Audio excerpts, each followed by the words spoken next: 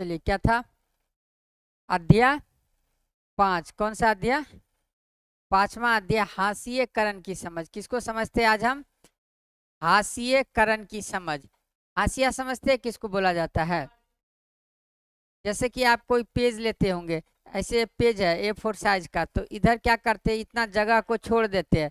इस जगह को छोड़ देते हैं, इसमें क्या होता है, कुछ लिखा नहीं जाता है ना? ऐसा ही कॉपी में आप देखते होंगे हाशिया छोड़ते हैं कि नहीं। देखिए, यहाँ भी इसी बात को बताया गया है कि कॉपियों के जिन पन्ने पर बाई और खाली जगह होती है, आमतौर पर उस पर क्या किया जाता है, लिखा नहीं जाता है। उस पन्ने को क्या कहा जाता है? हाशिया कहा जाता है।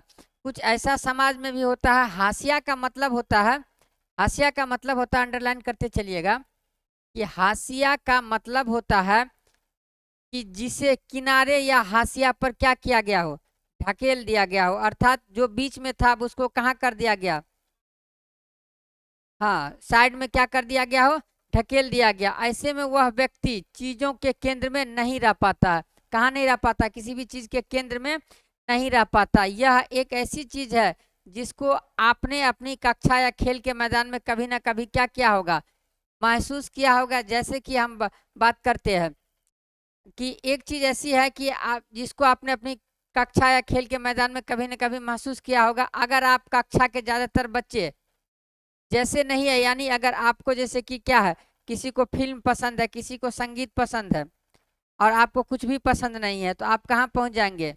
हाशिए पर पहुंच जाएंगे। आप बहुत सारे आपके मित्र, आपके क्लास के जो है बहुत सारे स्टूडेंट कहाँ जाना चाह रहा है, पिकनिक पे जाना चाह रहा है, और बोल रहे हैं, आप बोल रहे हैं कि हम नहीं जाएंगे, तो आप क्या हो जाएंगे, उनके बीच से निकल करके साइड में पहुंच जाएंगे। यही होता है हाशिया। जैसे कि यहाँ दिया गया है कि संगीत या फिल्म में आपकी रुचि क्या है, अलग तरह की है। अगर आपको बोलने का ढंग औरों से अलग है, जैसे कि क्लास के मैक्सिमम बच्चे क्या बोल पा रहे हैं, इंग्लिश बोल पा रहे हैं, अगर वहाँ पर आप इंग्लिश नहीं बोल पा रहे हैं, तो आपको क्या होगा, थोड़ा सा गिल्टी फील होने लगता है। लेकिन ऐसा नहीं होना चाहिए। लेकिन क्या होगा, वो आप कहाँ पहुँच जाएंगे, हाशिए पर, साइड में पहुँच जाएंगे। और क्या, उनके बीच में आप एडजस्ट नहीं कर पाएंगे। यही होता है कि अगर आप औरों की तरह गपशप में ज्यादा मजा नहीं लेते हैं, गुमसुम सा बैठे रहते, फिर भी आपसे ज्यादा लोग क्या करेगा, दोस्ती नहीं करेगा। अगर आप वह खेल नहीं खेलते जो ज्यादातर बच्चे खेलना चाहते हैं, जैसे कि बहुत सारे बच्चे क्या खेलना चाहते हैं, क्रिकेट खेलना चाहते हैं, और आप क्रिकेट नहीं खेलना चाहते, आपको क्या पसंद है, लूडो पसंद है, और क्या पबजी होता है, फोन लिया किसी कोना में बैठ करके चला रहे हैं बंदूक, पबजी पसंद है। और कौन सा, पबजी तो बैन हो चुका है ना, फ्री फायर, फ्री फायर खेल रहे हैं, और किसी को क्रिकेट पसंद है, फिर भी आप क्या होंगे, साइड हो जाएंगे, हाशिए पे आ जाएंगे। और क्या चाहते, अगर आपका पहनावा अलग तरह का है, तो इस बात की गुंजाइश बढ़ जाएगी कि आपके संगी साथी आपको अपने बीच का ही नहीं मानेंगे। जैसे कि ज्यादातर स्टूडेंट क्या करते हैं, जींस शर्ट में आते हैं, फॉर्मल शर्ट पैंट पहन के आते हैं, जींस टी शर्ट पहनते हैं, इसी बीच में कोई धोती कुर्ता पहन के आ गया, तो अजीब लगने लगता है ना। सब उसका एक तरीका से, बच्चा तो एक तरीका से उसका मजाक भी उड़ाएगा, नहीं उड़ाएगा? इस तरह आप अक्सर यह महसूस करते हैं कि आप औरों से क्या है, अलग है। मतलब आप मैक्सिमम लोग जो ज्यादा संख्या में जो चीजों को, जो काम लोग कर रहे हैं, आप उसको नहीं कर पा रहे हैं, तो आप क्या हो जाते हैं, औरों से अलग हो जाते हैं। क्या गोया आपकी आपकी कही बात, आपके एहसास, आपकी सोच और आपका व्यवहार सही नहीं है, या औरों को क्या पसंद नहीं है। कक्षा की तरह समाज में भी ऐसे समुदाय होते हैं। कक्षा, जैसे आप क्लास का एक उदाहरण ले लिए, अब उदाहरण कहाँ पे लेते हैं इस बात का, कि समाज में, आपके भी समाज में बहुत सारा ऐसे समुदाय हो सकते हैं जिनका क्या होता है, कल्चर अलग होता नहीं होता, कल्चर अलग, उनके पर्व त्योहार अलग होते हैं, उनका पहनावा अलग होता है, उनका वेशभूषा अलग होता है, उनका खान पान क्या होता है, अलग होता है। जैसे कि बहुसंख्यक लोग जो है ना, मांसाहार का सेवन नहीं करते हैं, और कुछ लोग मांसाहार का सेवन करते हैं, तो जो नहीं करते हैं वो अपने समुदाय में उसको एडजस्ट नहीं करना चाहते हैं, और उसको क्या कर देते हैं, साइड कर देते हैं। इस तरह क्या करता है, बेदखली का एहसास है, रहता है। उनके हास्यकरण की वजह यह हो सकती है कि वो अलग भाषा बोलते हैं, अलग भाषा, जैसे कि यहाँ हिंदी बोलने वाला है, अब मैक्सिमम लोग हिंदी बोलने वाला है, अगर एक इंग्लिश बोलने वाला आ गया तो भी अपने आप को जो है ना कहाँ महसूस करेगा, साइड में महसूस करेगा, हाशिए पे महसूस करेगा। अलग रीति रिवाज अपनाते हैं या बहुसंख्यक समुदाय के मुकाबले किसी दूसरे धर्म का, आपको बताया अभी मैक्सिमम लोग जिस धर्म का रहेगा, अगर अल्पसंख्यक में कुछ दूसरे धर्म के है तो वो भी साइड महसूस करते हैं। वो अपनी गरीबी के कारण, अगर गरीबी के कारण भी होता है, कोई आपके क्लास में है या आपके समाज में है बहुत अच्छा स्टैंडर्ड का जूता पहन के आया हुआ, पेंट शर्ट जीन्स शर्ट जो भी होता है पहन के आया हुआ, वहीं पर क्या होता है गरीबी के कारण कोई क्या कर रहा है, हाफ पैंट और बनियान डाल करके घूम रहा है, ये भी एक कारण हो सकता है। उसके बाद क्या कारण होता है, सामाजिक हैसियत में, सामाजिक हैसियत मतलब आर्थिक आधार पर ये बात कर रहा है कि आर्थिक आधार पर भी ऐसा हो सकता है। कमतर माने जाने की वजह से शेष लोगों के मुकाबले कमतर मनुष्य के रूप में क्या करने लगते हैं, देखे जाने की वजह से खुद को कहाँ महसूस करने लगते हैं, हाशिए पर महसूस करने लगते हैं। कई बार हाशियाई समूह को लोग दुश्मनी और डर के भाव से भी क्या करते हैं, देखने लगते कि नहीं वो उनका व्यवहार अच्छा नहीं है, उससे क्या रहो, हाँ साइड ही रहो। फासले और अलग अथल किए जाने का यह एहसास समुदाय को संसाधन और मौकों का फायदा उठाने से क्या कर देता है, रोक देता है, क्योंकि जो भी मौका मिलेगा या उनके लिए जो भी संसाधन उपलब्ध है वो उनसे तक क्या होता है, नहीं पहुंच पा रहा है। क्यों नहीं पहुंच पा रहा है, क्योंकि बहुसंख्यकों के साथ उसकी तालमेल नहीं बन पा रही है। फलस्वरूप हाशियाई समुदाय अपने अधिकारों के लिए क्या उठाते हैं, आवाज उठाने में चूक जाते हैं, क्योंकि उनके पास समर्थन का क्या रहता है, अभाव रहता है। उन्हें समाज के ऐसे ताकतवर और वर्चस्वशाली तबकों के मुकाबले शक्तिहीनता और क्या होता है, पराजय का एहसास रहता है। किससे, जिसके पास क्या है, जमीन है, धन दौलत है और जो ज्यादा पढ़े लिखे और राजनीतिक रूप से क्या है, ज्यादा ताकतवर है। इसको अंडरलाइन कीजिएगा, करा कि उन्हें समाज के ऐसे ताकतवर वर्चस्वशाली तबकों के मुकाबले शक्तिहीनता का एहसास होता है कि अगर हम किसी चीज के लिए आवाज उठाएंगे तो सामने वाला व्यक्ति क्या है, हमसे ज्यादा शक्तिशाली है, वो क्या कर सकता है, हमारे ऊपर हावी हो सकता है। इस कारण से शक्तिहीनता का जब ये उसको एहसास हुआ तो फिर क्या आ जाएगा, पराजय का एहसास होने लगता। किनसे इस प्रकार का एहसास होने लगता है, जिसके पास क्या है, जमीन है, जमीन है और क्या है, धन दौलत है और जो ज्यादा क्या पढ़े लिखे हैं और राजनीतिक रूप से ज्यादा क्या है, ताकतवर है। इसका मतलब यह है कि हाशिएकरण किसी एक ही दायरे में महसूस नहीं होता है। हाशिएकरण की जो बात करेंगे तो केवल रंग रूप वेशभूषा शकल सूरत से नहीं होता, इनके और भी कई कारण हो सकते हैं। क्या कहता, आर्थिक सामाजिक और राजनीतिक सभी दायरे समाज में कुछ तबकों को क्या करवाते हैं, हाशियाई महसूस करने के लिए क्या कर देते हैं, विवश कर देते हैं। इसका कौन कौन सा दिया हुआ है, आर्थिक, अगर आर्थिक आधार पर असमानता है तो भी फिर भी उनको लगेगा कि क्या हम क्या है, इन सबों से अलग है ना, कि उनका जो है ना जीवन का स्तर कुछ ज्यादा ऊंचा होगा और इनका जीवन का स्तर कम है। ये तो आर्थिक आधार पर हो गया। फिर सामाजिक आधार पर जैसे कि जातिगत भेदभाव भी होता है, इस कारण से भी हाशिएकरण पे लोग पहुंचते हैं। जैसे कि आपको बता देंगे कि आदिवासी समाज को ले लीजिए, आदिवासी समाज जल्दी जो है ना किसी समाज में एडजस्ट नहीं कर पाते हैं, तो वो भी अपने आप को अलग अथल महसूस करते हैं। उसके बाद राजनीतिक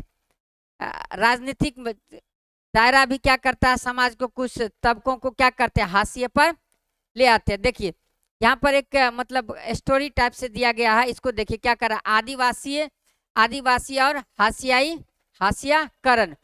दिल्ली में एक आदिवासी परिवार है जो क्या हो रहा है, टेलीविजन देख रहा है, टेलीविजन यानी हाँ टीवी देख रहा है। गणतंत्र दिवस की क्या देख रही है, पैरेड देख रही है। अरे देखो आदिवासी की नाव, क्या दिखा रहा है, आदिवासी का नाव। ये भी आश्चर्य की बात है कि आदिवासी के पास सिर्फ नाव ही रहता है। आप देखिएगा कि कहीं भी अगर आदिवासी को प्रदर्शित किया जाता है तो क्या दिखाया जाता है, ढोल बजाते हुए, नाचते हुए, गाते हुए। भाई इनके अलावा उसके पास कोई काम नहीं है क्या, पगड़ी दिखाता, अरे ये तो उनका कल्चर है, ये उनका क्या है, कल्चर है। तो क्या दिखा रहा है यहाँ पर परेड में, आदिवासी की क्या दिखा रहा है, नौ दिखा रहा है। दादू ये बोला कि वे आदिवासियों को हमेशा नाचते गाते ही क्यों दिखाते हैं, तो फिर इनका आंसर ये आ रहा है कि देखिए होता यूं है कि ये जो स्टोरी है इसमें सारांशता ये कहता है कि टीवी पर तो दिखाया जा रहा था, उसके बाद जो बच्चे के बीच क्या होता है, ये वार्तालाप होते हैं अपने बुजुर्गों के साथ। कह रहा है कि हम रहने वाले कहाँ के थे, उड़ीसा के रहने वाले। कहाँ के रहने वाले थे, उड़ीसा के रहने वाले थे। हमारा जीवन क्या था, वहाँ पर बहुत खुशहाल था। हम क्या कर रहे थे, खेती बाड़ी कर रहे थे। लेकिन अचानक से वहाँ क्या होने लगा, जमीन का अधिग्रहण किया जाने लगा, ठेकेदारों के द्वारा पेड़ काटे जाने लगा। और पूछे जाने पर पता चला कि इस जमीन के नीचे क्या है, लोहा है। क्या है, इस जमीन के नीचे लोहा है। आप देखते होंगे कि जंगल में बहुत सारा ऐसे मामला भी उभर करके सामने आता है कि उसके नीचे क्या है, कोयला है, खनिज है। तो अब उसका क्या होगा, खनन किया जाएगा, उसको खोद करके निकाला जाएगा। तो वहाँ जो भी क्या रहते हैं, आदिवासी समुदाय के लोग रहते हैं या जो भी लोग रहते हैं, उनको क्या किया जाता है, उनको वहाँ से हटा दिया जाता है, नहीं हटा दिया जाता है। तो यही कह रहा है कि ठेकेदार के द्वारा बताया गया था कि हमारे फैमिली को या फिर जिसका जिसका जमीन है, जिसका जिसका जमीन है उसको क्या किया जाएगा, नौकरी दिया जाएगा। क्या दिया जाएगा, नौकरी दिया जाएगा। लेकिन ऐसा कुछ नहीं होता। और जिन्होंने भी जमीन के कागजात पे क्या किया था, अंगूठा लगाया था, उनको थोड़ा बहुत क्या किया, पैसा दे दिया। और उसके बाद जो है ना, उसको कुछ नहीं दिया गया। लेकिन क्या किया, जमीन उसको अधिग्रहण कर लिया गया। मजबूरी में उसको क्या करना पड़ा, वो अपने पैतृक जगहों को छोड़ करके, अपने समाज को छोड़ करके वो उसको कहीं और जगह पे क्या करना पड़ा, निर्वासित जीवन जीना पड़ा। तो इनके बेटे का क्या होता है, वहाँ दिल्ली में नौकरी लग जाती है। दिल्ली में नौकरी लग जाती है तो वहाँ पर दिल्ली क्या हो जाता है, शिफ्ट हो जाता है। और वहीं पर स्थिति ऐसी होती है कि वहाँ भी वो अपने आप को कमजोर महसूस करता है। क्यों, क्योंकि उसके बच्चे कई सालों तक क्या हुए, स्कूल नहीं गए। और स्कूल जाने के बाद भी उनके बच्चे ज़्यादातर घर में वो अपने भाषा में बात करते थे, अपने क्षेत्रीय लैंग्वेज में बात करते थे। तो स्कूल जाने के बाद उनको एडजस्ट करने में क्या होती थी, दिक्कत होती थी। इसी बात को कहा गया है कि ऐसा नहीं है कि आदिवासी सिर्फ नाचते गाते भी गाते ही है, और भी उनका क्या है, बहुत सारा काम है जो कि वो करते हैं। देखिए ये यहाँ पर करिए अंगूठे का निशान लगा दिया था, ठीक ना। अब देखिए 30 एकड़ जमीन के बदले ठेकेदार ने हमें क्या दिया था, बस थोड़ा सा पैसा मिला। मैं अपने ज्यादातर दोस्तों से उसके बाद कभी नहीं मिल पाया। क्यों नहीं मिल पाया, क्योंकि जमीन का क्या हो गया था, अधिग्रहण हो गया था। और उस पर खोदा जाने लगा था जमीन। वहां से क्या निकलेगा, अब लोहा निकलेगा। तो वो अपना समाज को छोड़ करके क्या हो गया था, कहीं और पहुंच गया था। देखिए कुछ साल बाद यहाँ लग गया, इनके पिताजी की नौकरी भी करा।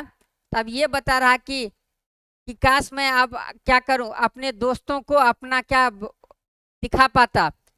काश मैं अपने दोस्तों को अपना गांव बर्बाद होने से पहले दिखा सकता था। क्योंकि जब तक उस पर खुदाई नहीं हुई थी, जब तक जमीन का अधिग्रहण नहीं हुआ था, 30 एकड़ जमीन मैंने रखता है।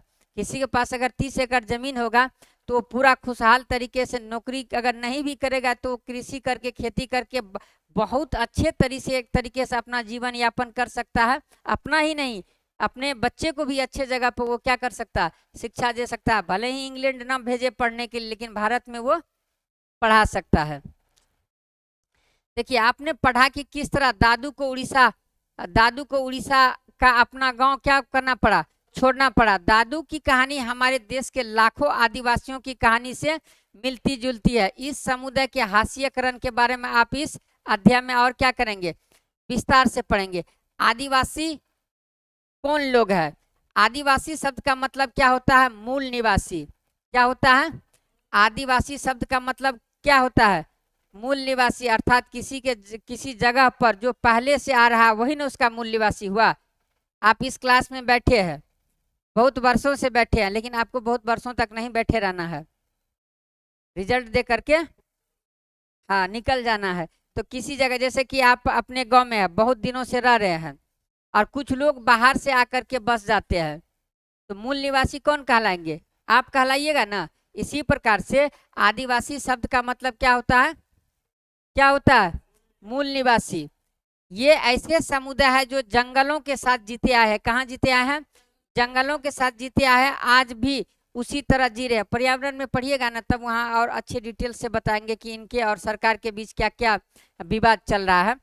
भारत की लगभग 8% आदिवासी क्या है, ये डेटा कुछ क्या हो सकता है, परिवर्तित भी हो सकता है। इसको छोड़ देते हैं। देश के बहुत सारे महत्वपूर्ण खनन एवं औद्योगिक क्षेत्र आदिवासी इलाकों में कहाँ पर है?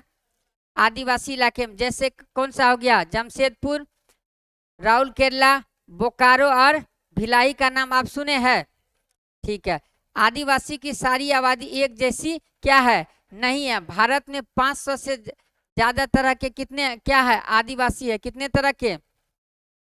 500 से ज्यादा तरह के आदिवासी समूह है। कहाँ कहाँ? छत्तीसगढ़, झारखंड, मध्य प्रदेश, उड़ीसा, गुजरात, महाराष्ट्र, राजस्थान, आंध्र प्रदेश, पश्चिम बंगाल तथा उत्तर पूर्व के अरुणाचल प्रदेश, असम, मणिपुर, मेघालय, मिजोरम, नागालैंड, त्रिपुरा आदि राज्यों में क्या है? आदिवासियों की संख्या काफी ज्यादा है। ये जब आप ज्योग्राफी पढ़िएगा ना, उस समय आपको बताया जाएगा कि किस राज्य में कौन कौन से आदिवासी समुदाय है, उसका जो है वहां पर आपको लिखवा दिया जाएगा। अकेले उड़ीसा में ही 60 से ज्यादा अलग अलग जनजातीय समूह रहते हैं। कितने? 60 से ज्यादा आदिवासी समूह रहते हैं। आदिवासी समाज औरों से क्या होता है? बिल्कुल अलग दिखाई देता। क्यों अलग दिखाई देता है? इसको अंडरलाइन कीजिएगा कि आदिवासी समाज औरों से बिल्कुल अलग दिखाई देता है, क्योंकि उनके भीतर क्या है? ऊंच नीच का फर्क क्या होता है?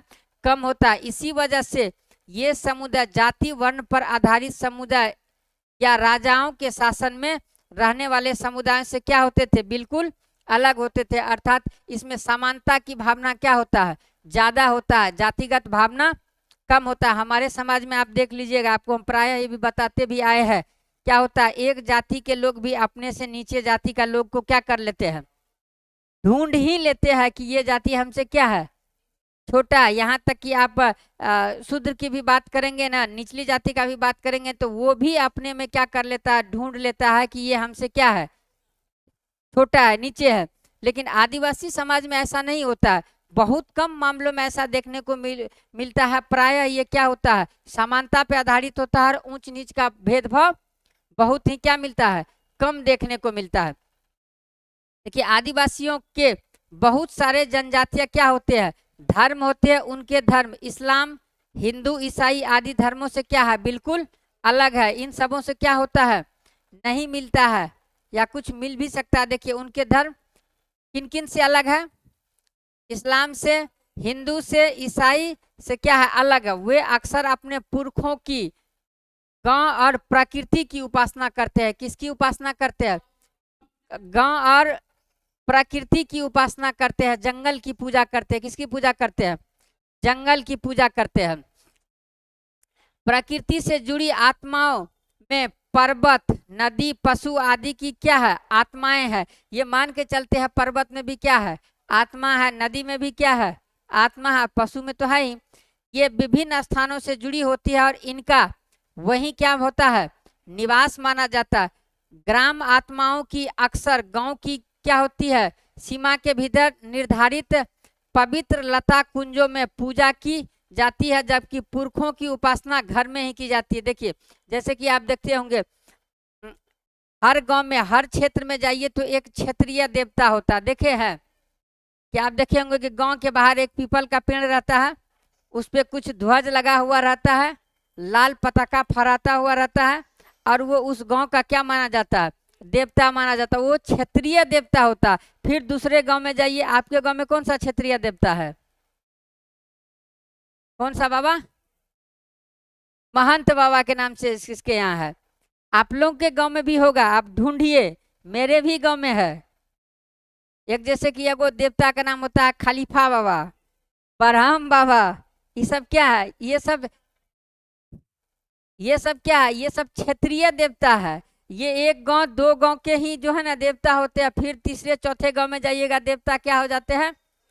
बदल जाता। तो इसी प्रकार से कर रहा है कि ये पुरखों की, जैसे कि आप बताते हैं, आप अगर आप अपने घर में होंगे, आप घर में आपका क्या होता है? किसी कुल देवी का मंदिर होता है ना, आपके घर में कुल देवता होता है ना, आप उसका क्या करते हैं? घर के एक सेपरेट जगह पे, या तो एक कमरा उसके लिए सेपरेट रहता है, जहाँ की आपका पूजा घर होता है। अक्सर होता है ना आप लोग के घरों में। तो ये जो आप अपने घर में जो आप पूजा करते हैं, वो किसी देवी देवता का पूजा करते हैं ना। लेकिन ये क्या करते हैं? घर में अपने पुरखों की उपासना करते हैं। किसकी उपासना करते हैं? पुरखों की उपासना करते हैं। और ग्राम आत्माओं की अक्सर गांव के सीमा के भीतर निर्धारित पवित्र लता कुंजों में पूजा की जाती है। ये इसी के बारे में बात करें, निर्धारित सीमा, जैसे आपको क्षेत्रीय देवता के बारे में बताए ना, उस प्रकार से इनका भी क्या होता था, एक क्षेत्रीय देवता होता था जिसको कि एक सीमा के भीतर, गांव से बाहर इसकी क्या होती थी, पूजा होती थी। और घर में किसकी पूजा होती थी, पुरखों की पूजा होती थी। आदिवासी अपने आसपास के बौद्ध और ईसाई आदि धर्मों व शाक्त, वैष्णव, भक्ति आदि पंथों से भी क्या होते थे, प्रभावित होते थे। जैसे कि आपको हम बताए थे कहाँ पर, क्या बोलते हैं, विविधता में बताए थे कि जब एक व्यक्ति दूसरे जगह से जाता तो अपने साथ साथ अपना क्या ले जाता, कल्चर ले जाता। इस कारण से अगर ये इनके संपर्क में आया होगा तो इनसे भी ये क्या हुआ, प्रभावित हुआ। लेकिन यह भी सच है कि आदिवासी के धर्मों का आसपास के साम्राज्य में प्रचलित प्रभुत्वशाली धर्मों पर क्या पड़ता है, असर पड़ता रहा। उड़ीसा का जगन्नाथ पंथ, कौन सा पंथ, जगन्नाथ पंथ। देखिए आपके शहर या गांव में कौन से समूह हाशिए पर है, चर्चा कीजिए। क्या आप अपने राज्य के किसी जनजातीय समुदाय का नाम बता सकते हैं, बहुत सारा है। वह समुदाय कौन सी भाषा बोलता है, क्या वे जंगल के आसपास रहते हैं, क्या वे काम की तलाश में दूसरे इलाकों में जाते हैं। हाँ लेकिन है, जनजातीय तो है लेकिन वो जंगल में अब नहीं रह रहे हैं। देखिए जगन्नाथ और बंगाल व असम की शक्ति एवं तांत्रिक परंपरा इसी के क्या है, उदाहरण है। तांत्रिक परंपरा के बारे में सुने, असम की कामाख्या देवी, कामाख्या देवी का नाम सुने हैं ना, ज्यादा जानकारी नहीं है इसके बारे में हमें। तो ये कहाँ से, शक्ति एवं तांत्रिक परंपरा से भी ये क्या रहते हैं, जुड़े रहते हैं। देखिए 19वीं सदी में बहुत सारे आदिवासियों ने ईसाई धर्म को अपनाया। किस धर्म को अपनाया, ईसाई धर्म को अपनाया। आधुनिक आदिवासी इतिहास में एक महत्वपूर्ण क्या बन गया है, धर्म बन गया।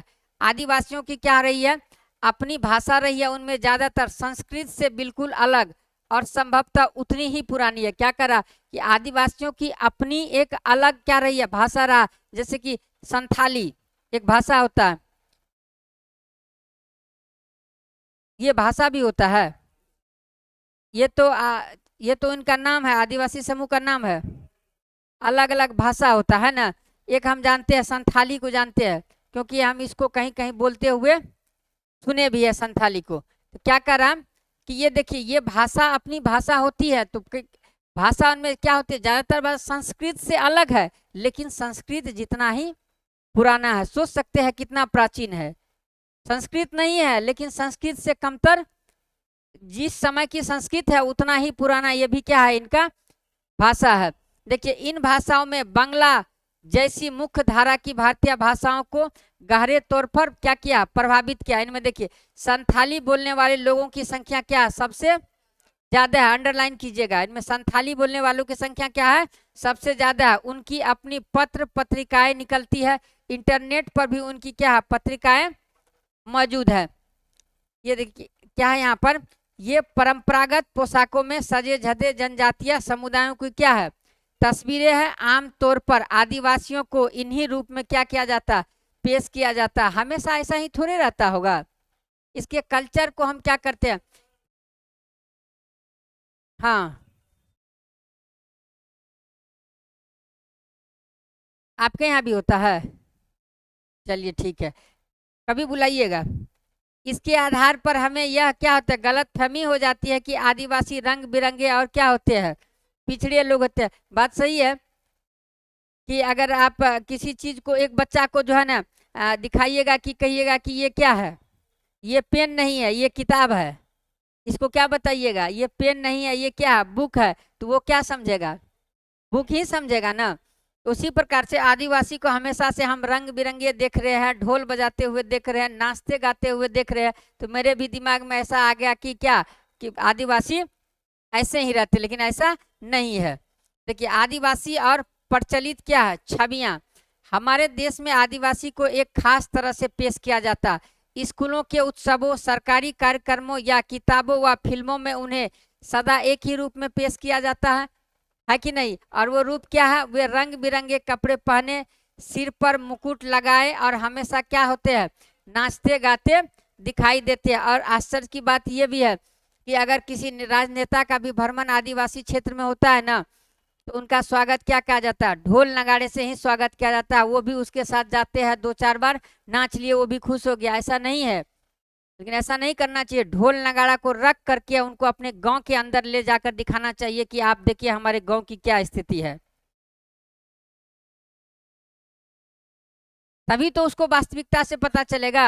अब कोई आ रहा है, वो लोग भी खुश है, लेकिन ऐसा नहीं है। उन लोग को पहले से तैयार किया जाता है कि तुम लोग को क्या करना है, अपना कार्यक्रम प्रस्तुत करना है। साथ में सब नाच रहा है और राजनेता भी उसके साथ जा करके 2-4 बार नाच लिया, तो उनको लगा कि नहीं, ये हमारे हित के बारे में सोचेगा। लेकिन इनको ये ना करके उनके एक बार गांव का क्या करवाना चाहिए, भ्रमण करवाना चाहिए, उनकी आर्थिक स्थिति से अवगत कराना चाहिए, और क्या सामाजिक स्थिति से, शैक्षणिक स्थिति से अवगत करवाना चाहिए। लेकिन ऐसा हो रहा है, नहीं हो रहा है। देखिए, इनके अलावा हम उनकी जिंदगी की सच्चाइयों के बारे में क्या करते हैं, बहुत कम जानते हैं। इसलिए बहुत सारे लोग इस गलत फहमी का शिकार हो जाते हैं कि उनका जीवन क्या होता है, बहुत आकर्षक, पुराने किस्म का, और क्या हुआ है, पिछड़ा हुआ है। ऐसा है? नहीं है, नहीं है ऐसा। है लेकिन मतलब पिछड़ा हुआ है, लेकिन पुराने किस्म का नहीं है। हमारे गांव में भी कुछ आदिवासी समुदाय के लोग हैं, और जा कर के देखिए, जो भी लड़का निकलता है, वो जो वो ऐसे वाला बाइक है, क्या बोलते हैं उसको, R15 KTM, R15 KTM bullet से निकलता है। इंडियन आर्मी में जॉब कर रहा है। तो हाल के समय में इस समुदाय में भी क्या हुआ, विकास हुआ है, लेकिन अपेक्षित परिणाम अभी भी नहीं मिल पाया है। जरूरत है अभी और उनको आगे बढ़ाने का। देखिए, आदिवासियों पर यह आरोप भी लगाया जाता है कि वे आगे नहीं बढ़ना चाहता। ऐसा नहीं है, ये आरोप लगाया जाता है। आप उसको संसाधन दीजिए ना, वो आगे बढ़ेगा।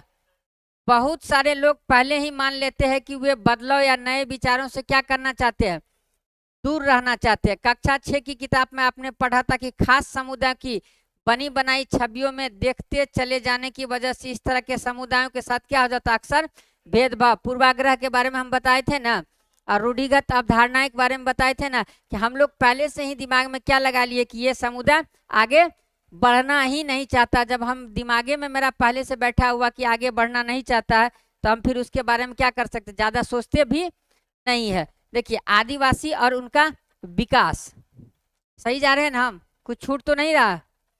चलिए ठीक है, आदिवासी और विकास, जैसा कि आपने इतिहास की अपनी पाठ्य पुस्तक में भी पढ़ा होगा, भारत में तमाम साम्राज्य और सभ्यताओं के विकास में जंगलों का क्या रहा है, बहुत बड़ा।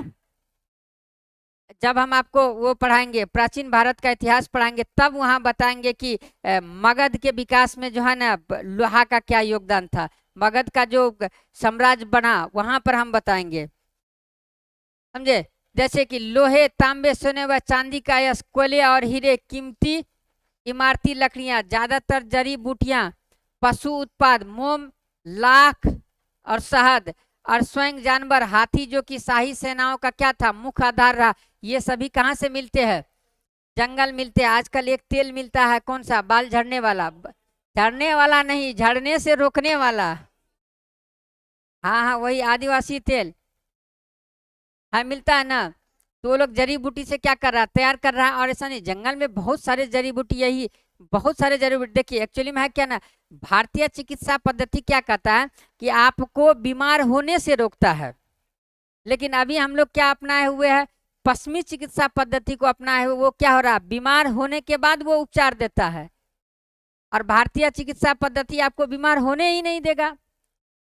अभी देखिए, बहुत सारे ऐसे पुस्तक है, उनके अध्ययन आप उनके अनुसार चलिए, आप अपना खान पान पे कंट्रोल रखिए, कभी आप बीमार पड़िएगा ही नहीं। लेकिन अभी ऐसा ही नहीं है, जिंदगी अपना अस्त व्यस्त बना हुआ है। थोड़ा सा सर में दर्द हुआ, गए एक टेबलेट लिए, खाए, बस कहानी खत्म, है ना। ये सभी कहाँ से मिलते हैं, जंगल से मिलते हैं। इनके अलावा जीवन के आगे बढ़ते रहने में जंगल का भी क्या होता है, बड़ा योगदान होता है। इन्हीं जंगलों से बहुत सारी क्या होती है, नदियों को लगातार क्या मिलता है, पानी मिलता है। कैसे पानी मिलता है, नहीं नहीं नहीं, नदियों को जंगल से कैसे पानी मिलेगा, ज्योग्राफी में बताएंगे। अब समझ में आ रहा है कि ये जंगल हमारी हवा और पानी की क्या होती है, उपलब्धता और गुणवत्ता को भी गहरे तौर पर क्या करते हैं, प्रभावित करते हैं। जब आप पर्यावरण पढ़िएगा ना तो ये वहां पर आपको बताया जाएगा कि जंगलों के बारे में। 19वीं सदी के आखिर तक हमारे देश का बड़ा हिस्सा जंगलों से क्या हुआ था, ढका हुआ था। किससे ढका हुआ था, जंगलों से। कब की ये बात है, 19वीं सदी की। और कम से कम 19वीं सदी के मध्य तक तो इसका विशाल भूखंडों का आदिवासियों के पास क्या था, जबरदस्त ज्ञान था। इन इलाकों में उनकी गहरी क्या थी, पेट थी। जंगलों पर पूरा नियंत्रण भी था। इसलिए आदिवासी समुदाय बड़ी बड़ी रियासतों और रजवाड़ों के अधीन नहीं रहे। अगर आप किसी चीज के लिए किसी पर अधीन नहीं रहेंगे तो आप क्या रह सकते हैं, स्वतंत्र रूप से कहीं भी रह सकते हैं। तो ये आदिवासी अपनी दैनिक आवश्यकताओं के लिए किस पे निर्भर था, जंगल पर निर्भर था। क्योंकि खाने के लिए इसको जंगल से मिल जाता था, नदी का पानी पी लेता था, घर बनाने के लिए उसको लकड़ी उपलब्ध था, भोजन पकाने के लिए भी उसको क्या मिल जाता था, जंगल से सूखी लकड़ी मिल जाता था, पशुओं को चारा देने के लिए जंगल में घास की उपलब्धता थी। तो बाहरी लोगों से अगर उसका संपर्क ना भी रहे तो उसको जीवन में कोई फर्क नहीं पड़ने वाला है। इसीलिए ये क्या होता है, बिल्कुल क्या होता है, अलग होता है। जब मॉडर्न हिस्ट्री में बताएंगे कहाँ पर, वो आदिवासी विद्रोह सब जब पढ़ाएंगे ना तो वहाँ आपको इस पर हम थोड़ा सा चर्चा करेंगे।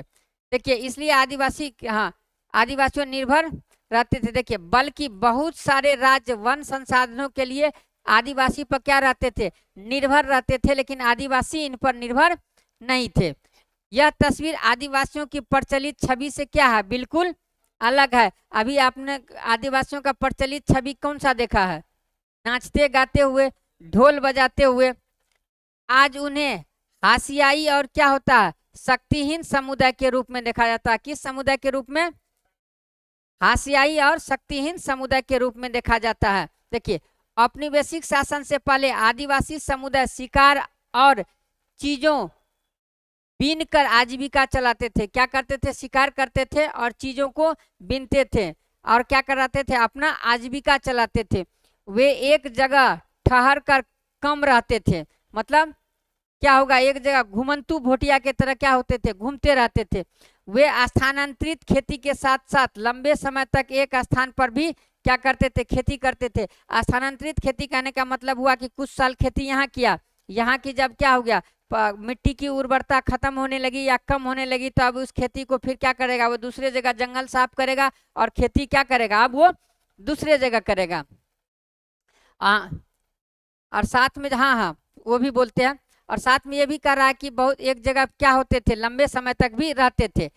हालांकि ये परंपरा अभी भी क्या है, कायम है। लेकिन पिछले 200 सालों में आर्थिक बदलाव, वन नीतियों और राज्य व निजी उद्योगों के राजनीतिक दबाव की वजह से इन लोगों को बागानों, निर्माण स्थलों, उद्योग और घरों में नौकरी करने के लिए क्या किया जा रहा है, ढकेला जा रहा है। इसको अंडरलाइन कीजिएगा। इसका जो जीवन प्रभावित हुआ किस प्रकार से हुआ है, आर्थिक बदलावों से, वन नीतियों से। बहुत सारा क्या आया, वन कानून आया हुआ है ना, तो वन कानून से इनको क्या किया गया है, बहुत सारे ऐसे क्षेत्र है जिसको प्रतिबंधित क्षेत्र घोषित कर दिया गया, उसमें ये अब लोग नहीं जाते हैं।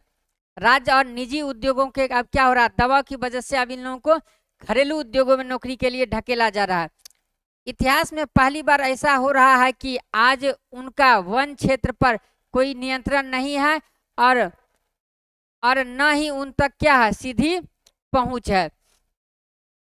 इसमें देखिए कुछ कर रहा आज के भारत में कौन सी धातुएं क्या है, महत्वपूर्ण है, क्यों वे धातुएं कहाँ से हासिल होती है, क्या वहाँ आदिवासियों की आबादी है।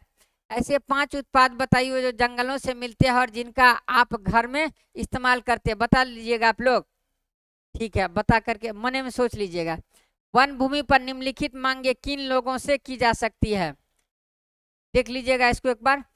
वन भूमि पर निम्नलिखित मांगे किन लोगों से की जा सकती है, मकान और रेलवे निर्माण के लिए इमारती लकड़ी, खनन के लिए वन भूमि, गैर जनजातीय लोगों द्वारा कृषि के लिए वन भूमि का उपयोग, वन्यजीव अभ्यारण्यों के रूप में सरकार द्वारा आरक्षित जमीन। इन मांगों से जनजातीय समुदायों पर क्या होता, किस प्रकार का असर पड़ता है, इस पर थोड़ा सा क्या करना आप लोगों को विचार करना है।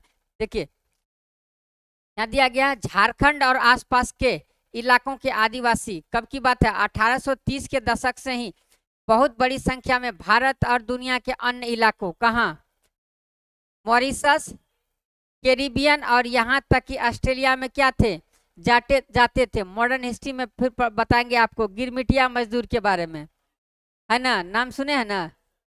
वो क्या होता था, एक अनुबंधित मजदूर होता था, जो कि एक अनुबंध के तहत क्या होते थे, दूसरे जगह पर अंग्रेज उसको ले जाते थे काम करने के लिए। भारत का चाय उद्योग असम में उसके श्रम के बूते ही अपने पैरों पर क्या हुआ, खड़ा हो पाया। चाय उद्योग जानते हैं सब, चाय कहाँ, चाय का जो बागान लगता है, तो ये वहाँ क्या करते थे, अपना योगदान देते थे, काम करते थे। उसके बाद आज अकेले असम में 70 लाख आदिवासी है। कितने हैं, 70 लाख। इस विस्थापन की कहानी भीषण कठिनाइयों, यातनाएं, विरह और मौत की कहानी रही है।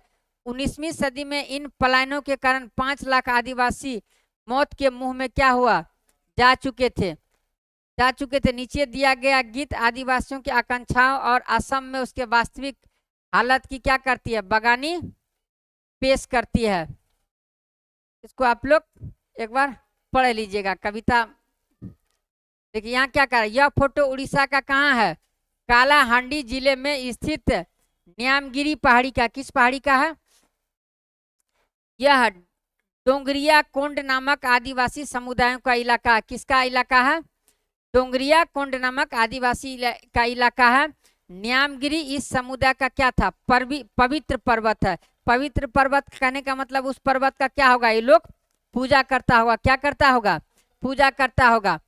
न्यामगिरी इस समुदाय का पवित्र पर्वत है। एक बड़ी एल्युमिनियम कंपनी यहाँ खान और शोधक यंत्र रिफाइनरी क्या करती थी, लगाना चाहती थी। यह योजना इस आदिवासी समुदाय को विस्थापित कर देगी, अर्थात तो उसके नीचे क्या है, एल्युमिनियम है, तो उसको वहां से हटाना पड़ेगा। इस समुदाय के लोगों ने इस प्रस्तावित योजना का क्या किया, जमकर विरोध किया। पर्यावरणवादी भी क्या कर रहे थे, उसका समर्थन कर रहे थे। सर्वोच्च न्यायालय में कंपनी के खिलाफ मुकदमा भी चल रहा है।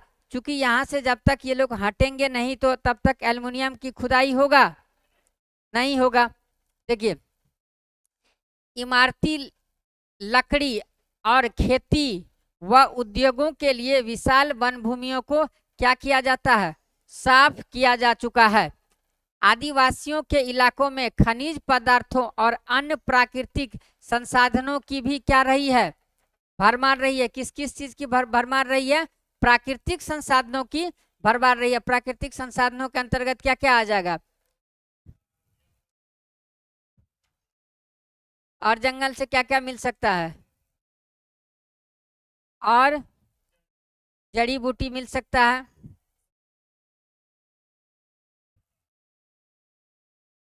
नहीं, वो उगाया जाता है। ठीक हो गया। आदिवासियों के इलाके में खनिज पदार्थों और अन्य प्राकृतिक संसाधनों की क्या रहता है, भरमार रहता है। इसलिए इन जमीनों को खनन और अन्य विशाल औद्योगिक परियोजनाओं के लिए क्या किया जाता, बार बार छीना जाता। कैसे नहीं छीना जाएगा, उसके नीचे क्या है। अब देखिए, किसी के जमीन के नीचे कोयला निकल गया, आपके ही जमीन के काहे भगा देगा। अच्छा, आपके एरिया में भी कोयला निकल गया है, अब आप भाग के कहाँ जाइएगा। अच्छा, अभी नहीं ना भाग रहे हैं। अच्छा, 25 तक में आपके घर के नीचे भी कोयला निकल गया। चलिए, बढ़िया बात है। तो देखिए, हाँ तो ठीक है, किसी अच्छे जगह पे जाके बस जाइए। देखिए क्या करा, जनजातीय भूमि पर कब्जा करने के लिए ताकतवर गुटों ने हमेशा मिलकर क्या किया है, काम किया है। क्योंकि उसके पास जनजाति लोगों का क्या भूमि है, जंगल के अधीन है, उस पर किसी प्रकार का कोई नियंत्रण नहीं है, और व्यक्ति ताकतवर है, जाकर के क्या करेगा, जमीन उसका छीन लेगा। जमीन क्या कर लेगा, छीन लेगा कि ये मेरा जमीन है, कब्जा किया है। और देखिए, काफी बार उनकी जमीन क्या की जाती है, जबरन छीनी गई है। ऐसा नहीं है कि उसको सहमति से या खरीदा जाता, छीनी गई है। और निर्धारित प्रक्रियाओं का पालन बहुत ही क्या किया गया है, कम किया गया है। सरकारी आंकड़ों से पता चलता है कि खनन और खनन परियोजना के कारण विस्थापित होने वालों में 50% से ज्यादा केवल क्या है, आदिवासी रहे हैं। आदिवासियों के बीच काम करने वाले संगठनों की एक ताजा सर्वेक्षण रिपोर्ट से पता चलता है कि आंध्र प्रदेश, ये सर्वेक्षण रिपोर्ट अभी आउटडेटेड हो गया है, समझे। अभी हालिया रिपोर्ट को आप लोग एक बार देख लीजिएगा। काम करने वाले संगठनों के रिपोर्ट से आंध्र प्रदेश, छत्तीसगढ़, उड़ीसा और झारखंड में जो लोग विस्थापित हुए उनमें से कितने, 79% क्या थे, आदिवासी थे। और उनकी बहुत सारी जमीन देश भर में बनाए गए सैकड़ों बांधों के जलाशय में क्या हो चुकी है, डूब चुकी है। अब जैसे कि किसी जंगल से होकर के नदी बह रहा है, जंगल से होकर के नदी बह रहा है, पता चला सरकार का एक परियोजना आई कि उस नदी पर क्या बनाया जाएगा, डैम बनाया जाएगा। जैसे कि ये क्या है, ये जंगल का एरिया हो गया, ये जंगल का एरिया हो गया, इस होकर के क्या बह रहा, नदी बह रहा। अब सरकार यहाँ पर क्या बनाएगी, डैम बनाएगी। और इस एरिया में जंगल है, यहाँ पर आदिवासी समुदाय रह रहा है, तो डैम जो बनाएगी तो इसमें जो पानी भरेगा धीरे धीरे जल स्तर बढ़ते बढ़ते इस एरिया को क्या कर देगा, ढक देगा ना, तो वो एरिया क्या हो जाएगा, जलमग्न हो जाएगा, नहीं हो जाएगा। देखिए पूर्वोत्तर भारत में उनकी जमीन लंबे समय से सशस्त्र बल और उनके बीच चलने वाले टकरावों से क्या है, बंधी हुई है। पूर्वोत्तर भारत में सशस्त्र बल यानी सेना और किससे, उनके बीच टकरावों से बंधी हुई है। इनके अलावा भारत में 101 राष्ट्रीय पार्क, ये डेटा क्या हो चुका है, बदल चुका है। क्या हो चुका है, ये डेटा बदल चुका है। नया डेटा आप लोग एक बार जरूर देख लीजिएगा। क्या कर रहा है, देखिए अपनी जमीन और जंगलों से बिछड़ने पर आदिवासी समुदाय आजीविका और भोजन के अपने मुख्य स्रोतों से क्या हो जाते हैं, वंचित हो जाते हैं। क्यों वंचित हो जाते हैं, क्योंकि उनके आजीविका और भोजन का जो मुख्य स्रोत क्या है, जंगल और जमीन। किसकी है, जंगल और जमीन पे वो निर्भर रहते हैं। लेकिन उससे जब वो जब बिछड़ जाते हैं तो वो अपने मुख्य स्रोत से वंचित हो जा रहा है। अपने परंपरागत निवास स्थान के छीनते जाने की वजह से बहुत सारे आदिवासी काम की तलाश में कहाँ कर रहे हैं, शहरों का रुख कर रहे हैं। जैसे कि अब इन्हीं का है, अब आपका जमीन छीना जाएगा तो आप कहीं और जाइएगा ना, शहर के और या फिर गांव में कि दूसरा ठिकाना ढूंढिएगा। अब जब नया ठिकाना ढूंढिएगा तो चेक कर लीजिएगा कि नीचे में फिर कोई और खनिज तो नहीं है, आप पहले चेक कर लीजिएगा। देखिए वहां उन्हें छोटे मोटे उद्योगों, इमारतों या निर्माण स्थलों पर क्या होता है, बहुत ही मामूली वेतन पर, बहुत ही क्या होता है, मामूली वेतन पर क्या मिल जाता है, नौकरियां करनी पड़ती है। इस तरह वे गरीबी और लाचारी के जाल में क्या हो जाते हैं, फंसते चले जाते हैं।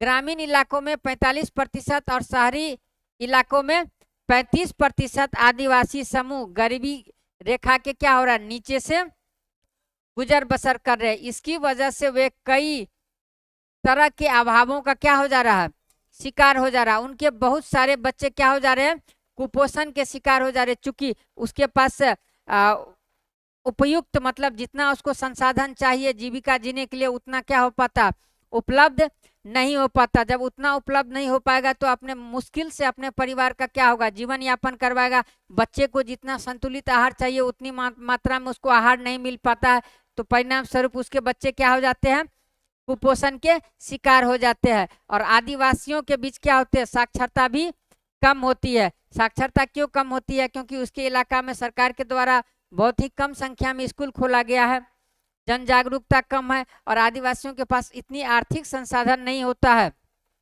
और इतना वो लोग क्या होते हैं, मुख्य धारा से जुड़ा हुआ भी नहीं है। क्योंकि हम आपको हास्यकरण के बारे में पढ़ा रहे हैं, मुख्य धारा से जुड़ा ना होने के कारण भी क्या होता है, उनके बच्चे ज्यादातर शिक्षित नहीं हो पाते हैं। लेकिन हाल के समय में इन सब परिस्थितियों में क्या आ रहा, परिवर्तन हो रहा है। धीरे धीरे समय लगेगा लेकिन वो लोग भी जगह पे आ जाएंगे।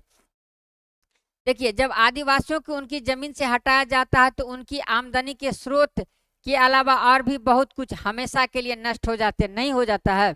एक तो उसके जमीन से हटाया गया तो जमीन चले गया, उनके अलावा क्या उनका नष्ट हो जाता है, वे अपनी परंपराएं और रीति रिवाज क्या कर देते हैं, गंवा देते हैं। अब जैसे कि उन पर्वत का वो पूजा कर रहा था, पर्वत का पूजा कर रहा था और पर्वते को क्या कर दिया गया, तोड़ दिया गया, नष्ट कर दिया गया, तो तो उनका एक जो परंपरा रहा होगा, जो रीति रिवाज रहा होगा, वो तो क्या हो गया, खत्म हो गया। या फिर उनको जो है ना किसी त्योहार को मनाने के लिए खास प्रकार का वृक्ष का जरूरत पड़ जाता है, नहीं पड़ता है। अब वो व्यक्ति शहर में रह रहा, शहर में उस वृक्ष को कहाँ ढूंढेगा, ढूंढेगा नहीं ढूंढेगा। जब शहर में उस वृक्ष की वो क्या होगी, नहीं मिल पाएगा, तो क्या होगा, उसका परंपरा वहां से धीरे धीरे खत्म हो जाएगा, जो कि उनके जीने का क्या होता है, अस्तित्व का स्रोत है। उड़ीसा में एक रिफाइनरी परियोजना के कारण विस्थापित हुए गोविंद मारन कहते हैं, उन्होंने हमारी खेती की जमीन छीन ली, बस थोड़े से मकान क्या किए, छोड़ दिए हैं। उन्हें शमशान भूमि, मंदिर, कुएं, तालाब सब कुछ क्या कर लिया है, अपने कब्जे में ले लिया है। अब हम कैसे जिएंगे।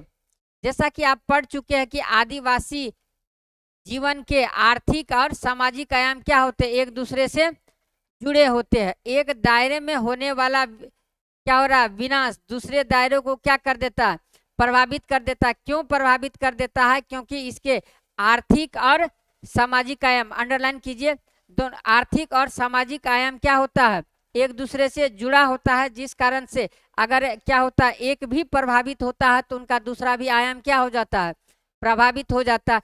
जैसे कि अगर उनका सामाजिक आयाम प्रभावित हुआ तो उसका आर्थिक आयाम भी क्या हो जाता है, प्रभावित हो जाएगा।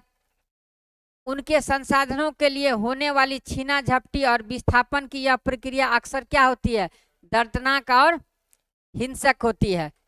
अल्पसंख्यक और हाशियाकरण, इकाई 1 में आपने पढ़ा था कि मौलिक अधिकारों के जरिए हमारा क्या हो रहा है, संविधान धार्मिक और भाषाई अल्पसंख्यकों को क्या करता है, सुरक्षा प्रदान करता है। मौलिक अधिकार वाले चैप्टर में ये आप पढ़िएगा कि हमारा संविधान किस प्रकार का सुरक्षा प्रदान करता है। संविधान धार्मिक और भाषाई, अंडरलाइन कीजिए इसको,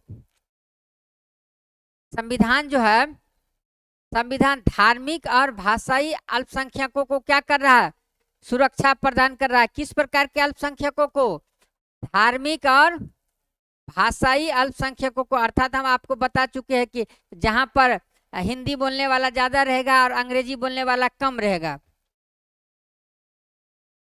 हिंदी बोलने वाला ज्यादा और अंग्रेजी बोलने वाला कम, तो अल्पसंख्यक कौन होगा, अंग्रेजी बोलने वाला। वहीं पर जैसे कि उसके बाद क्या, ये भाषाई हो गया, उसके बाद धार्मिक अल्पसंख्यक। बहुत सारे लोग किसको मानते हैं, हिंदू के फॉलोवर्स है, और वहां पर कुछ लोग क्या है, इस्लाम के फॉलोवर है, तो वहां पर अल्पसंख्यक कौन होगा, इस्लाम के फॉलोवर क्या होंगे, वो क्या होंगे, अल्पसंख्यक होंगे। हाँ, देखिए उसके बाद क्या कर रहा है, आपकी राय में इन अल्पसंख्यक समुदाय को ये सुरक्षा क्यों मुहैया करवाई जा रही है। अल्पसंख्यक शब्द आमतौर पर ऐसे समुदाय के लिए इस्तेमाल किया जाता है जो संख्या की दृष्टि से बाकी आबादी से क्या है, कम है। अंडरलाइन कीजिएगा, अल्पसंख्यक अर्थात जो वहां पर जनसंख्या है उनकी आबादी के दृष्टि से ये क्या हो जाएगा, कम हो जाएगा, क्या हो जाएगा, कम हो जाएगा। लेकिन यह अवधारणा केवल संख्या के सवाल तक ही सीमित नहीं है, केवल संख्या के सवाल तक ही क्या है, सीमित नहीं है। इसमें न केवल सत्ता और संसाधनों तक पहुंच जैसे मुद्दे जुड़े हुए हैं, बल्कि इसके सामाजिक व सांस्कृतिक क्या होते हैं, आयाम भी होते हैं।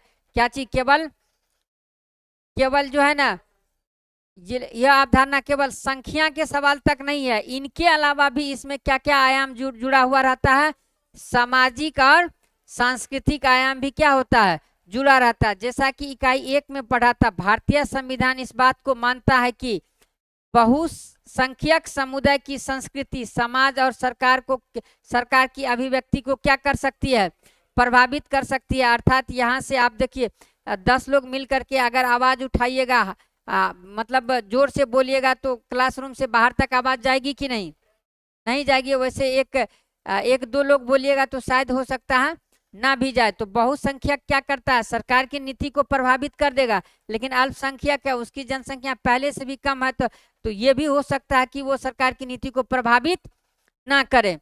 ऐसी सूरत में छोटा आकार क्या होते हैं, घाटे की क्या हो जाती है, बात साबित हो सकती है, और संभव है कि छोटे समुदाय कहाँ पर पहुंच जाते हैं, हाशिए पर खिसक कर चले जाएंगे। ऐसे में अल्पसंख्यक समुदायों को बहुसंख्यक समुदाय के सांस्कृतिक वर्चस्व की आशंका से बचाने के लिए क्या होता है, सुरक्षात्मक प्रावधानों की क्या बनती है, जरूरत बनती है। जैसे कि आपको आगे भी बताए होंगे क्या करता है, बहुसंख्यक लोग अल्पसंख्यक पे अपना दबाव बना सकता है कि तुम इसको छोड़ो और ये जो हम कर रहे हैं वही करो। ये प्रावधान उन्हें भेदभाव और नुकसान की आशंका से भी क्या करते हैं, बचाते हैं। कुछ खास परिस्थितियों में छोटे समुदाय अपने जीवन, संपत्ति और कुशल क्षेम के बारे में असुरक्षित भी महसूस कर सकते हैं। असुरक्षा की यह भावना तब और बढ़ जाती है जब अल्पसंख्यक और बहुसंख्यक समुदाय के बीच क्या हो जाता, संबंध तनावपूर्ण हो जाता। तनावपूर्ण मतलब थोड़ा सा क्या हो गया, टेंशन हो गया, मनमुटाव हो गया है, थोड़ा सा जो है ना एक दूसरे पर वर्चस्व क्या कर रहा है, स्थापित करने का कोशिश कर रहा है, तो स्थिति क्या हो जाती है, तनावपूर्ण हो जाता है। कह रहा है कि संविधान में इन सुरक्षाओं की व्यवस्था इसलिए की गई है, अंडरलाइन कीजिएगा, हमारा संविधान भारत की सांस्कृतिक विविधता की सुरक्षा तथा समता व न्याय की स्थापना के प्रति क्या है, संकल्पबद्ध है। किसके किसके प्रति हमारा संविधान, सांस्कृतिक विविधता के प्रति, अर्थात हमारे देश में क्या है, सांस्कृतिक विविधता है।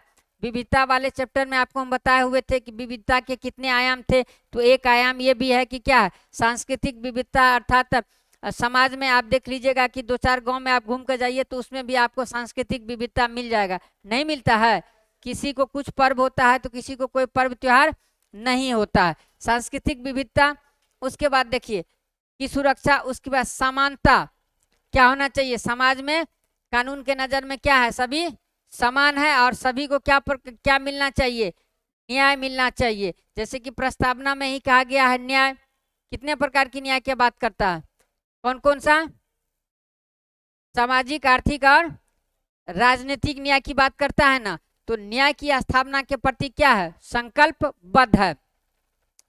अध्याय 5 में आप पढ़ चुके हैं कि कानून को कायम रखने और मौलिक अधिकारों को साकार करने में न्यायपालिका की क्या होती है, एक महत्वपूर्ण भूमिका होती है। न्याय, पिछले अध्याय में हम पढ़े हैं ना न्यायपालिका के बारे में, कि अगर किसी भी नागरिक को ऐसा लगता है कि उसके मौलिक अधिकार का हनन हो रहा है तो वो कहाँ जा सकता है, अदालत में जा सकता है। आइए अब इन प्रावधानों की रोशनी में मुसलमानों के संदर्भ में क्या करें, हास्यकरण को समझे।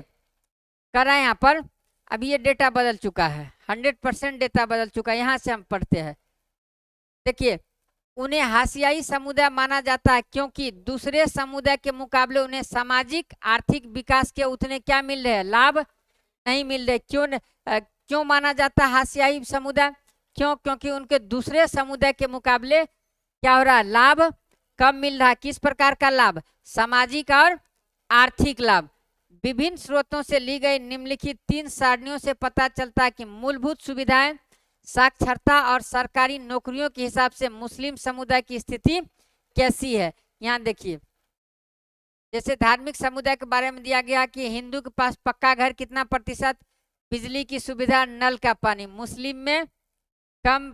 फिर यहाँ देख लिए बिजली, नल का पानी। ईसाई में देखिए इनमें से कौन समुदाय को मूलभूत सुविधाएं सबसे ज्यादा और सबसे कम उपलब्ध है, सबसे ज्यादा किसको उपलब्ध है, अरे सब इनमें से कौन मूलभूत सबसे ज्यादा उपलब्ध किसको है और सबसे कम कहाँ है।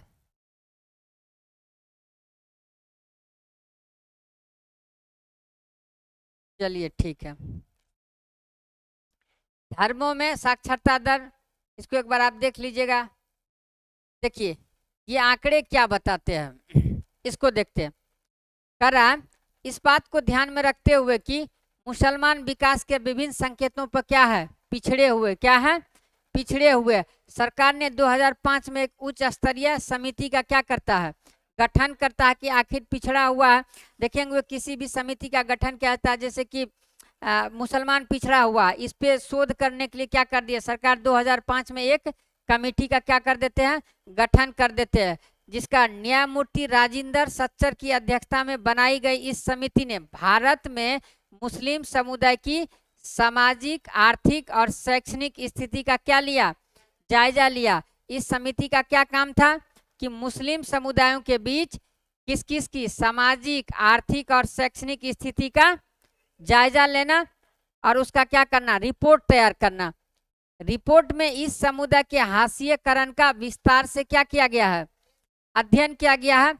समिति की रिपोर्ट से पता चलता है कि विभिन्न सामाजिक, आर्थिक एवं शैक्षणिक संकेतों के हिसाब से मुसलमानों की स्थिति अनुसूचित जाति, किस जाति में, अनुसूचित जाति और अनुसूचित जनजाति जैसे अन्य हाशियाई समुदाय से क्या हो रही है, मिलती जुलती है। किस आधार पर, सामाजिक, आर्थिक और शैक्षणिक संकेतों के आधार पर इसकी जो स्थिति है किससे मिलती जा रही है, अनुसूचित जाति और अनुसूचित जनजाति से। उदाहरण के लिए क्या करा, 7 से 16 साल की उम्र के मुस्लिम बच्चे अन्य सामाजिक धार्मिक समुदाय के बच्चे के मुकाबले औसतन काफी कम साल तक ही क्या कर रहते हैं, स्कूली शिक्षा ले पाते हैं। अब देखते होंगे कि बहुत कम बच्चे क्या होते हैं, स्कूल में जाते हैं। मुसलमानों के आर्थिक व सामाजिक हाशिएकरण के कई क्या है, पहलू है। दूसरे अल्पसंख्यकों की तरह मुसलमानों को भी कई क्या है, रीति रिवाज है ना, और वे व्यवहार मुख्य धारा के मुकाबले क्या है, काफी अलग है। सब नहीं लेकिन कुछ, जैसे मुसलमानों में क्या है, और क्या, लंबी दाढ़ी और फेस टोपी का चलन क्या होता है, दिखाई देता है। बहुत सारे लोग सभी मुसलमानों को इन्हीं निशानियों से पहचानने की कोशिश करते हैं, लेकिन ऐसा नहीं रहा अब। हाँ, बहुत बदल रहा है, नहीं बदल रहा है। अभी देखिए, टोपी पहने हैं आप, नहीं पहने हैं, लंबा कुर्ता भी नहीं है, कि मस्त देखिए जींस शर्ट पहना हुआ एकदम स्टाइल में है कि नहीं है। तो इनसे आप पहचान सकते हैं, नहीं पहचान सकते हैं। इसी कारण अक्सर उन्हें क्या होता है, अलग नजर से देखा जाता। तो ये तो हो गया कि आप पूर्वाग्रह से एक तरीका से देख रहे हैं, नहीं देख रहे हैं कि टोपी पहनेंगे। इसमें पीके मूवी में इस बात का वर्णन किया गया है ना, कि क्या करता है, ड्रेस का अदला बदली कर देता और ड्रेस के आधार पर आप क्या करने लगते, देखने लगते। कुछ लोग मानते हैं कि वे हम बाकी लोगों जैसे क्या है, नहीं है, क्या है, हम लोग जैसे है वैसे वो नहीं है। आपके पड़ोस में देखिए बैठे हुए आपके जैसे हैं, बिल्कुल है। आप शर्ट पहने, वो भी शर्ट पहना हुआ है, आपके भी दिमाग में पहले से फिट है, उसको जो है ना साफ कीजिए। देखिए, अक्सर यही सोच उनके साथ क्या कर लेते हैं, गलत व्यवहार करने और भेदभाव का क्या बन जाता, बहाना बन जाता, जबकि ऐसा नहीं होना चाहिए। मुसलमानों के इसी सामाजिक हाशिएकरण के कारण कुछ स्थितियों में वे जिन इलाकों में पहले से रहते आए हैं वहां से निकलने लगे हैं, जिससे अक्सर उनका क्या होता है, क्या लिखा हुआ है, फोटोजाइजेशन होने लगता है। कभी कभी यह पूर्वाग्रह, घृणा और हिंसा को क्या होता है, जन्म देता है। पूर्वाग्रह वाले टॉपिक में हम आपको बताए हुए थे कि नहीं। देखिए, इस अध्याय के उपरोक्त भाग में हमने देखा कि मुसलमानों के आर्थिक और सामाजिक हाशिएकरण के बीच क्या है, गहरा संबंध है। किसके किसके बीच, आर्थिक और सामाजिक का। हाशिएकरण के लिए इसका जो मुख्य रूप से जिम्मेदार है वो क्या है, वो जो समिति का रिपोर्ट था वो क्या बताया था, आर्थिक, सामाजिक और शैक्षणिक, क्या बताया था, देख लीजिए यहाँ पर क्या था, आर्थिक, सामाजिक और शैक्षणिक आधार पर इसकी रिपोर्ट दी गई थी। और मुसलमानों को जो हाशिएकरण की बात कहते हैं तो उसमें जो मेन भूमिका है वो क्या है, आर्थिक और सामाजिक पृष्ठभूमि है और शैक्षणिक। इस अध्ययन में पीछे आपने आदिवासियों की स्थिति के बारे में भी पढ़ा। 7वीं कक्षा में आप भारत में औसतन क्या असमान की स्थिति के बारे में पढ़ चुके हैं। इन सारे समूहों के अनुभवों से पता चलता है कि हाशिएकरण का एक जटिल क्या है, परिघटना है, जिससे निपटने के लिए कई तरह की क्या चाहिए, रणनीतियों और साधनों और सुरक्षाओं की क्या है, जरूरत है। इसका मतलब है कि संविधान द्वारा परिभाषित अधिकारों और इन अधिकारों को साकार करने वाले कानूनों व नीतियों की रक्षा में हम सभी क्या है, बराबर की जिम्मेदारी बनती है।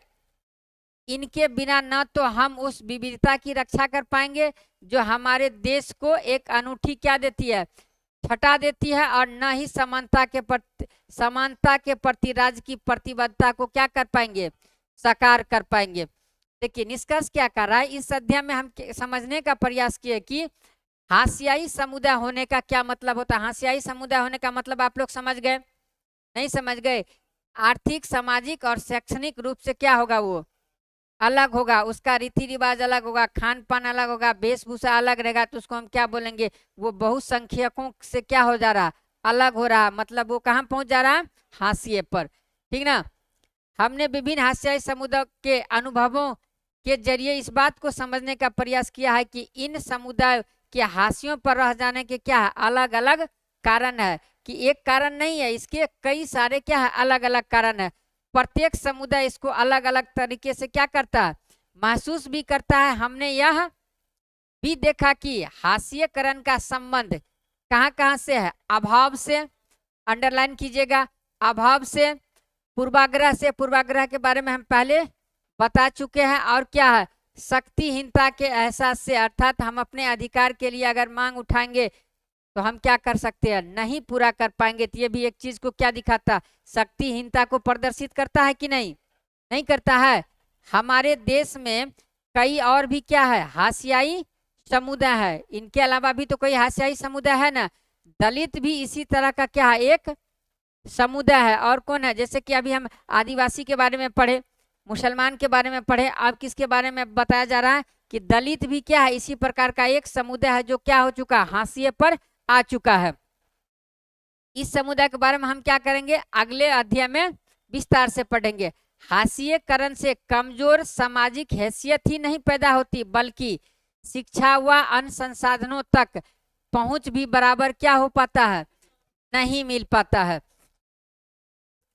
इसके बावजूद हाशियाई समुदाय का जीवन भी क्या होता है, बदल सकता है, और बदला है ना, भी नहीं बदला है, बिल्कुल बदला है।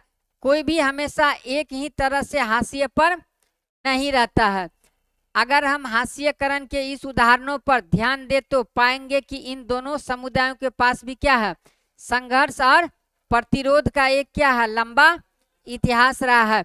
हाशियाई समुदाय अपनी संस्कृति, विशिष्टताएं बनाए रखना चाहते हैं, और साथ ही अधिकारों, विकास और अन्य अवसरों में क्या चाह रहा है, बराबर की हिस्सा चाह रहा है। अंडरलाइन कर लीजिएगा इसको। अगले अध्याय में आप जानेंगे कि विभिन्न समुदाय समूहों ने इन हाशिएकरण का सामना किस तरह से किया। अब क्या आएगा, शब्द संकलन।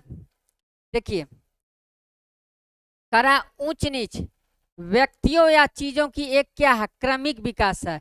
कोई भी चीज का, व्यक्ति और चीज का क्या है, एक क्रमिक विकास है। कैसा विकास है, क्रमिक विकास है।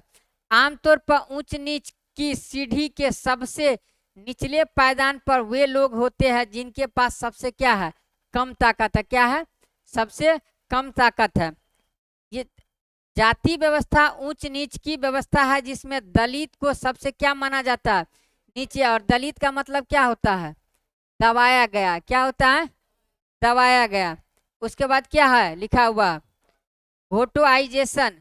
यह शब्द आमतौर पर ऐसे इलाकों या बस्ती के लिए इस्तेमाल होता है जिसमें मुख्य रूप से क्या होते हैं, एक ही समुदाय के क्या होते हैं, लोग रहते हैं, दूसरे समुदाय के लोग नहीं रह रहे वहां पर।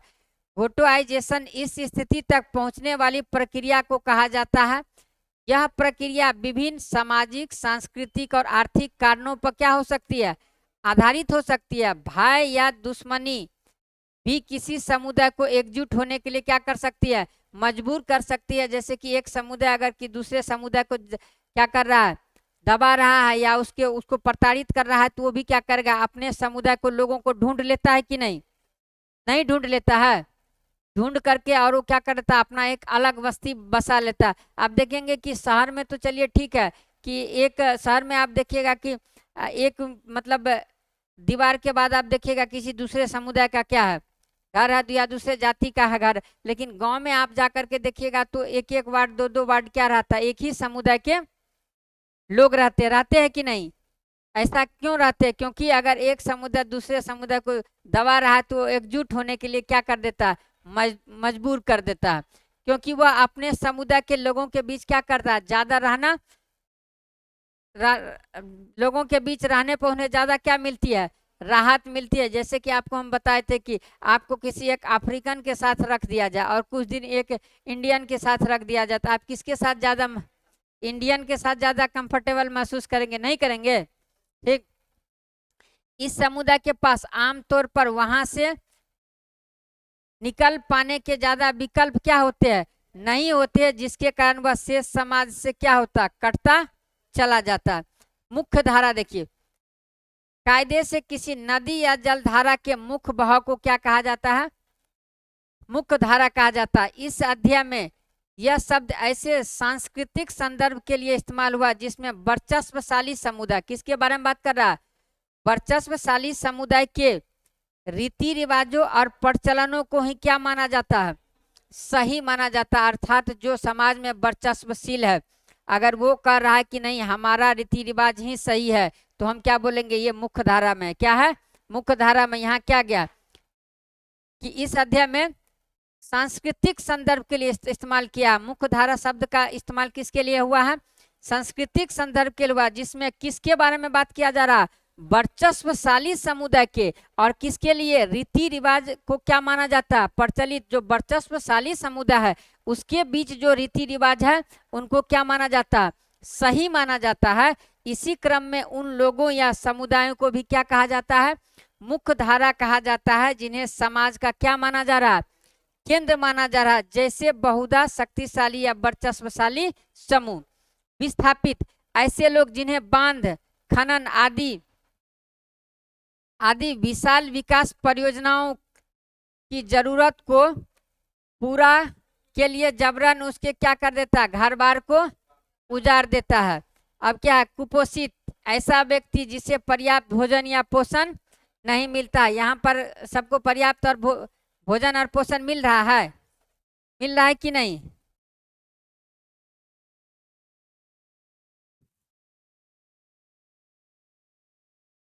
चलिए, थैंक यू।